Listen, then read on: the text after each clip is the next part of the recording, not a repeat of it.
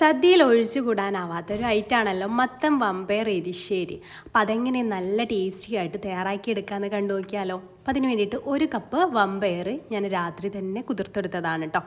അതൊരു കുക്കറിലേക്ക് അങ്ങ് ഇട്ട് കൊടുക്കാം. അതിലേക്ക് 1/2 ടീസ്പൂൺ മുളക് പൊടി, 1/4 ടീസ്പൂൺ മഞ്ഞൾപ്പൊടി, ആവശ്യത്തിന് ഉപ്പ്, 1 കപ്പ് വെള്ളവും ചേർത്തിട്ട് നന്നായിട്ടൊന്ന് മിക്സ് ചെയ്തതിന് ശേഷം അടച്ചു വെച്ചിട്ട് ഒരു മീഡിയം ഫ്ലെയിമിൽ ഒരു 4 വിസിൽ വരുന്നവരെ വേവിച്ചെടുക്കാം കേട്ടോ.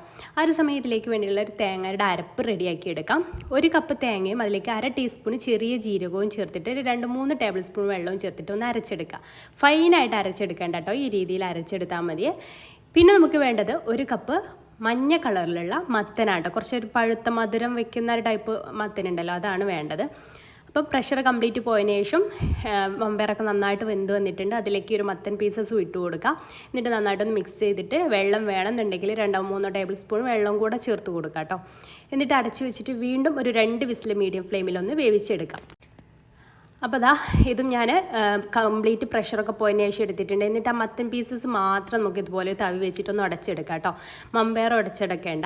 അപ്പോൾ ഇതുപോലെ ഒന്ന് ഉടച്ചെടുക്കുക. പിന്നെ നിങ്ങൾക്ക് കഷ്ണങ്ങൾ കടിക്കാൻ വേണമെന്നുണ്ടെങ്കിൽ ഉടച്ചെടുക്കാതെ യൂസ് ചെയ്യാം. പക്ഷെ ഉടച്ചെടുത്തിട്ടായിരിക്കും ഒന്നുകൂടെ നല്ല തിക്കായിട്ട് നല്ല ടേസ്റ്റി ആയിട്ട് കിട്ടുക കേട്ടോ. അപ്പോൾ ഇതുപോലെ ഒന്ന് ഉടച്ചെടുത്തിട്ടുണ്ട്. ഇനി നമുക്ക് വേണ്ടത് ഇത് സ്റ്റൗവിൽ വെച്ചിട്ട് അതിലേക്ക് തേങ്ങയുടെ അരപ്പുണ്ടല്ലോ അതുകൂടെ ചേർത്തിട്ട് നന്നായിട്ടൊന്ന് തിളപ്പിച്ചെടുക്കണം. തിളപ്പിച്ചെടുക്കുന്ന സമയത്ത് ഒരു ചെറിയ പീസ് ശർക്കര ഉണ്ടെങ്കിൽ ഇട്ട് കൊടുക്കുന്നത് നല്ലതാണ് കേട്ടോ. ശർക്കരയുടെ ചെറിയൊരു പീസ് ഇട്ട് കൊടുക്കാം. പിന്നെ അതുപോലെ ഉപ്പൊക്കെ നോക്കിയിട്ട് ഉപ്പ് വേണമെങ്കിൽ ഉപ്പ് ചേർത്ത് കൊടുക്കാം. ഉപ്പിൻ്റെ കുറച്ച് കുറവായതുണ്ടെങ്കിൽ കുറച്ച് ഉപ്പ് ചേർത്ത് കൊടുക്കുന്നുണ്ട്. ചെറിയൊരു പീസ് ശർക്കര കേട്ടോ ഇട്ട് കൊടുത്തിട്ടുള്ളത്. അതും കൂടെ ചേർത്തിട്ട് നന്നായിട്ടൊന്ന് തിളപ്പിച്ചെടുക്കാം. ഇനി നമുക്ക് ഇതൊന്ന് വറുവിട്ടെടുക്കണം. അതിന് വേണ്ടിയിട്ട് ഒരു പാൻ വെച്ചിട്ടുണ്ട്. അതിലേക്ക് ഒരു 3 ടീസ്പൂൺ വെളിച്ചെണ്ണ ഒഴിച്ചു കൊടുക്കുക.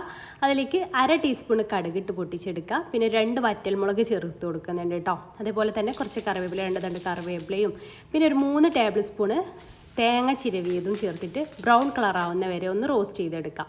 ഇതും കൂടെ ഉണ്ടെങ്കിൽ ഒന്നുകൂടെ നല്ല ടേസ്റ്റാണ്. നിങ്ങൾക്ക് വേണ്ടെങ്കിൽ ഈ ഒരു സ്റ്റേജ് സ്കിപ്പ് ചെയ്യാം കേട്ടോ, തേങ്ങ ചേർക്കുന്ന സ്റ്റേജ്.